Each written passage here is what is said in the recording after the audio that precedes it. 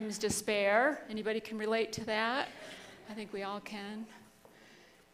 Speaking of that, Friday is Valentine's Day. And so yesterday I was Googling Valentine's Day, and so there's a lot of, it's a worldwide thing. I didn't realize that, but it started in Great Britain and then moved to America, and then other countries have their own ways of celebrating Valentine's Day. And I thought it was interesting. In South Korea, on February 14th, women give men chocolates. Yeah, but on March 14th, men give women non-chocolate gifts. And then on April 14th, if you didn't get a gift on February or March 14th, you go to a Chinese restaurant, eat black noodles, and cry about your single status.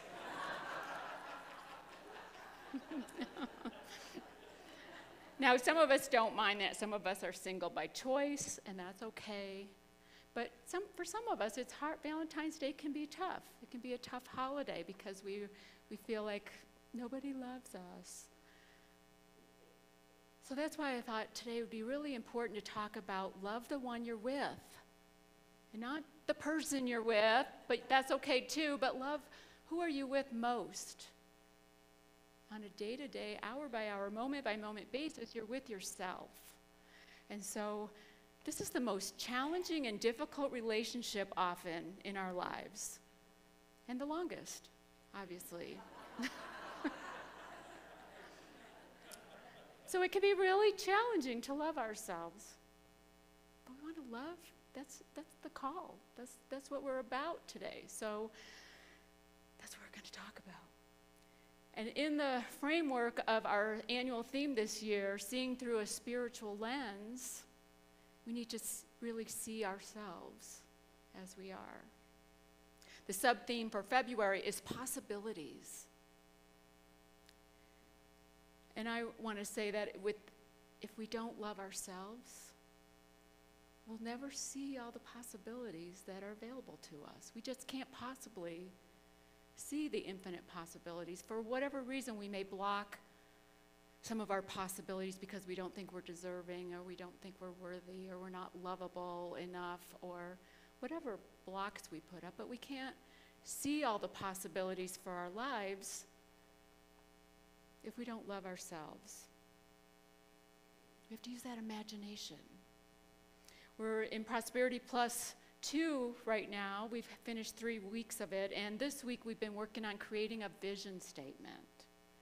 Mary Morrissey talks about living your life by default or by design. It's our choice. Do we want to just respond and react to things that come at us, or do we want to create a life, create a vision for our lives? And we can tell which path we want by what we are longing for and where's our discontent. And that's the pathway to this vision, to seeing all the possibilities and loving ourselves enough to say, yeah, I deserve that. I deserve that life that I'm envisioning. Unless we love ourselves, we won't see all the possibilities, and we won't take action. February is also Black History Month. And so I want to honor and talk about 2 Black women who have made a huge difference. One is Harriet Tubman. Probably all know that name. I just recently, on Friday, watched the movie Harriet. If you haven't seen it, it's really good. But it's a story about Harriet's life and how she was the conductor, one of the conductors on the Underground Railroad, and how she freed herself from slavery just before she was to be sold. And then a year later started having these missions back to Maryland to free her friends and her family and others. There's some discrepancy on the numbers, but she made between 13 and 19 trips back. Extremely courageous, extremely brave woman to do this on her own and bring people back out of slavery. In the movie, they talk about that she had these premonitions from God, and that she said it was God's guidance to her, and she said it would either be like a slap on the face, like a sting, because suddenly it would just come to her. Other times she would have dreams, and she would see what she was to do, and then other times she would hear God's voice. And she said when she got one of these, she would put all her attention on it. So before any of the, I wonder how I'm going to do this, came out of her, she just would put the tension there and act on it. This is the power of love that we talk about in unity, the power of love, putting all of our attention, unifying and harmonizing, uniting all these thoughts, putting all of our attention so that we take action, harmonizing. And she would do that. And she'd see her in the movie, and I don't know how factual it is, but really inspiring movie, that she would just get this dream and she'd just pack her bag and she's out, heading down there again. Linda Martella Whitsett says this about the power of love: situations are not being sent our way by some other source. We, as love, go into all circumstances. We attract ourselves into the details of our life for love. The light of love wants to shine, to heal, to transform, to unify, and to harmonize. Harriet Tubman was that light of love, wanting to heal, wanting to transform the lives of so many people. In 1850, they passed the Fugitive Slave Law, which meant that slave owners could go to any state, any free state even, and capture slaves that had run away. And we see Harriet in this movie. They're talking about, they have a gathering of all the people that were working on the railroad, the Underground Railroad, and they're talking about how difficult it's going to be now because they know they have to go to Canada. They can't just stop at Philadelphia. And they're saying, it's 600 miles. You can't possibly do this, Harriet. But Harriet, because of this great love, because of her imagination, because of her knowing that there was all these possibilities in front of her, she said, she didn't look at the practicalities. She said, we're doing this. And if I have to do it by myself, I will do it. And I will drop every last drop of my blood doing this until this monster called slavery is dead. It's a truly fascinating story, very inspiring story, focusing all the attention. Another woman, Reverend Ruth Mosley, was born in 1930 in Olive Branch, Mississippi, and grew up there. Olive Branch, Mississippi was a state or a city that had a lot of poverty and a lot of segregation. There were two churches in the town. One was the Baptist church where the black people went, and the other one was called the white church. So if you had any idea of who belonged there and who didn't, it said right on the front, the white church. And Ruth, as a young child, would have to walk past this white church, knowing she didn't belong in that white church, and she would go to her Baptist church. She was the oldest of several children, and so she had to always do a lot of errands, and she would go pick up the mail, and one day, she said it was a mile-long trip to the mailbox. She would go and get her mail, and she, at one day, found this pamphlet written by Charles Fillmore, co-founder of Unity, and it talked about God as love. And she thought, wow, she's a child. She goes, are there two gods? Because my God, the God I hear about and the God that's preached about in my church is punishing and vindictive and cruel, not loving. So she remembered that as she grew. As a teenager, she got pregnant and had to leave school. And she needed to find a way. She ended up with two children at a very young age, and she had to find a way to support them. So she moved to Memphis and got work there. And there she met another Unity minister who said, you should go to Detroit because there's a lot more opportunities there for you in Detroit. And so she left her kids with her mom and went to Detroit. And there she joined the Unity Temple, and this thing that she had learned as a child, that God as love, all these truth statements were coming out, and she was like a sponge, just taking them all in. And she ended up going to ministerial school, Unity Village, became a Unity minister, and founded her own church in Detroit. Later, she said, I want there to be more opportunities for minorities, for people who want to be ministers but don't have the means to get to Unity Village. And so she founded the Unity Urban Ministries in 1980. And since then, there's been over 200 people ordained as Unity ministers at the urban school. These ministers bring a message of hope and love and faith to inner cities. It takes vision and it takes great self-love to do that. When we practice self-love, we embrace ourselves as we are. We accept ourselves as we are. And as we accept ourselves as we are, we can accept everyone else as they are. We can feel secure in that. We don't have to look to others for approval. I was unconsciously attracted to my first husband because of some unconscious beliefs.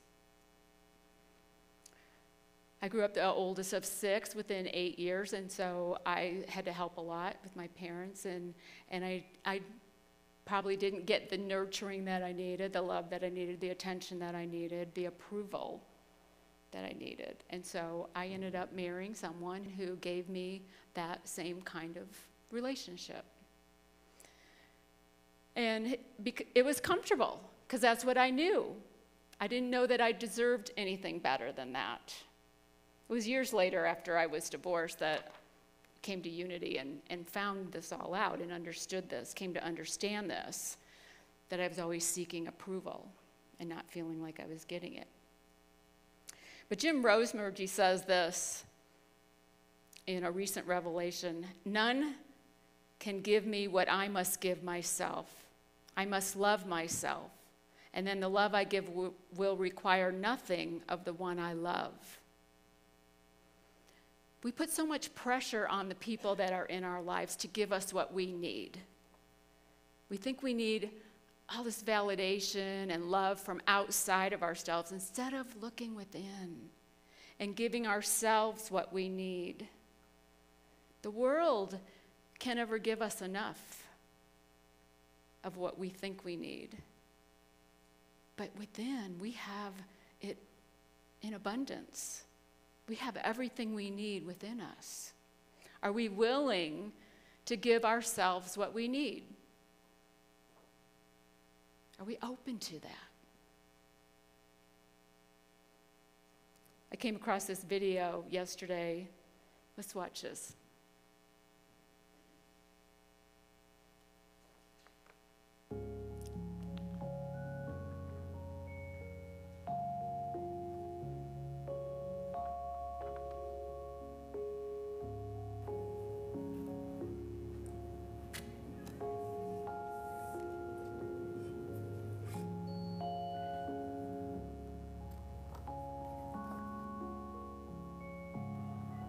Love letter to myself.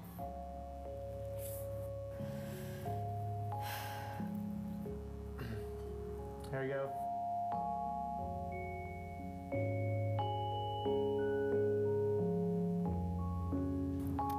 Dear CB. Dear John. Dear Mr. White. Dear self. Why did I agree to this? Do you love yourself? Yes or no? Yes, we'll keep working on it.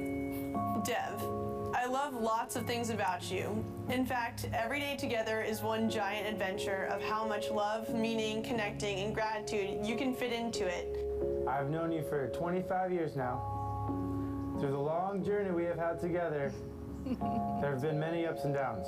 But you also always seem to stay calm and collected. That's what I like about you. You're always so easygoing.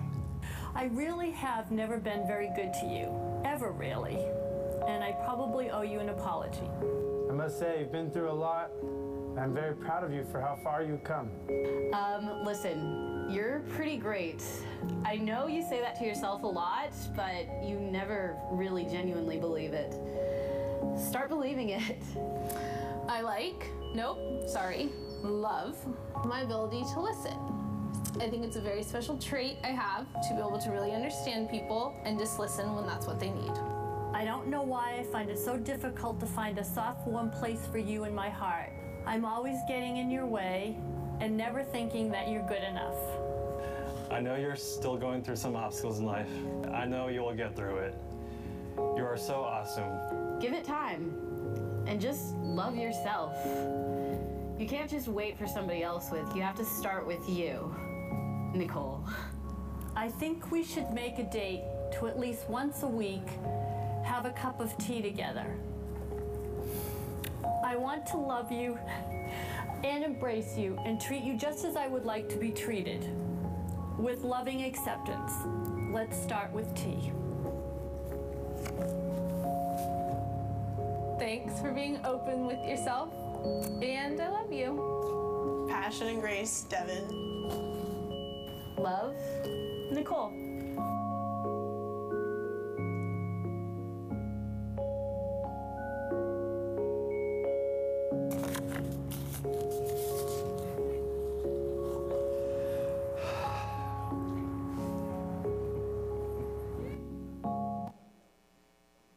Can you relate to one of those? Get that woman with the green and the striped shirt gets me every time. Let's just have a cup of tea. Let's just start loving ourselves. I'm reading this book called The Anatomy of Peace. And it's a narrative book, but it's got a lot of great messages in it. And one of the guys in the story is leading a group of people, and he talks about a time when he was a boy. And he goes with his dad. His dad's a carpenter. And they're going to a house, and his dad's showing him a wall, one of the walls in the kitchen, and he said, you see this wall? It's crooked. And what we have to do is fix this wall because the wall is crooked, and what we do is we justify it. It's the term they use in carpentry, I guess. They have to justify the wall, make it straight. And he talks about how that's what we have to do. Whenever we're out of alignment with love, whenever we're seeing outside of ourselves things we don't like, things we disagree with, whatever it is, it's because we're out of alignment with love. And we need to justify. And so we justify by making other people wrong, by saying that person's not lovable, whatever we say to ourselves to justify the fact that we're out of alignment. Instead, we need to love ourselves. Love the one you're with. Love yourself. Stop justifying and just get back in that flow. Get back to your center. Then you can see the good in all circumstances when we do that. We can see there's good in things that don't seem good. God said, man made this for evil, but I made it for good. There's good. There's a classic tale in India told about a king who has an advisor, and his advisor always says, that's good, my king. And one day the king goes hunting and he loses a toe, and the advisor says, that's good, my king. And the king didn't like that. The advisor's saying it's good that he lost his toe, so he fired the guy. Sometime later, some tribesmen capture the king, and they decide that they're going to make him the sacrifice, that they're going to sacrifice his life. And so they find out that he's missing one toe. And they said, this guy's already cut. He's not a good sacrifice. And they let him go. And so the king gets back home and he rehires his advisor. How did you know it was good that my toe was cut off? And he said, why did you say that is good when I fired you? And the advisor said, well, I can't tell the future, but I knew if I had been working with you when you were captured by the tribesmen, and then they discovered you were missing a toe, I would have been next in line. So that was good. All things work together for good when we love God, when we love ourselves, when we love the I am of us. We can see the good. Are you willing to love the one you're with? Yourself. See the beautiful soul that you are. It takes mindfulness. It takes setting boundaries at times. It takes self-care. It takes staying awake, staying aware, staying centered. I read somewhere yesterday that love is like a fountain.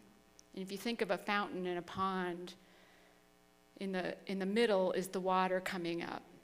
And on the outskirts is all the scum and all the residue and all the stuff that there's not much movement there. Things get trapped there. What we need to do is get to that center where the water's clear and where it's flowing. We need to get back into that flow of love, that flow that's always available to us, no matter what's going on. Move yourself back to center. Back to center. Eric Butterworth says this about love. Love is not giving something, it is rather being something. Never try to love anyone, because to try to love is not to love. To try to love is a judgment. Stop trying to love. Get yourself centered, first of all. Block the situation out. Stop looking at the person. Get yourself centered so you realize you're one with the divine flow, loved with an everlasting love by the infinite process that can never be anything else but love in you, because God is love, and you're created in the love of God. You're created in love. Let's get ourselves centered. Love the one you're with, yourself. And send yourself a love letter this Valentine's Day. Do something kind for yourself. Be gentle for yourself, with yourself. Peace be with you.